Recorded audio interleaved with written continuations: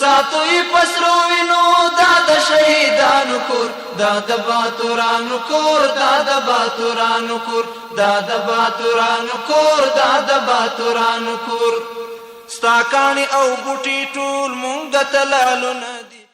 سلام، د هلمند ملي راډیو تلویزیون درنو لیدونکو ستړي مه شئ، وخت مو بخیر. د دې مهال خبري ټولګې ته مو هرکلی کوم. په پیل کې هم د څو مهمو خبرونو سرټکي. د خبریالانو د خوندیتوب څلورمه مناظره ترسره شوه.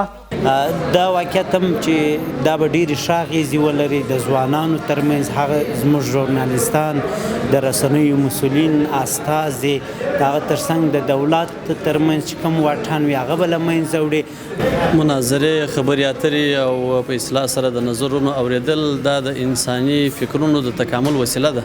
او دغسې برنامې پر لار اچول دا د هلمندي خبریالانو لپاره ډېرې ګټورې تمامېږي. هلمند کې د انارو مچ مخنیوي په موخه بڼوال ته د عامه پوهاوي لړۍ پیل شوه. عامې روغتیا ریاست کې اونیزه اداري غونډه. هلمند کې د اسلامي نظام د ملاتړ په موخه پراخه غونډه ترسره شوه. او لغمان کې د څه کم 15 میلیون افغانۍ په ارزښت د اوبو سولري شبکه جوړه او ګټې اخیستنې ته وسپارل شوه. تقریبا 380 کورنۍ له دې نه استفاده کوي او څه کم 15 میلیونه په مصارف راځي. او هغه اوبه چټلې وي. اوس الحمدلله موږ ته د اوبو شبکه جوړه سوه او د موږ ستونزې حل سوې. په کور کې شیردارونه دي او هغه شیردارونه موږ استفاده کوو.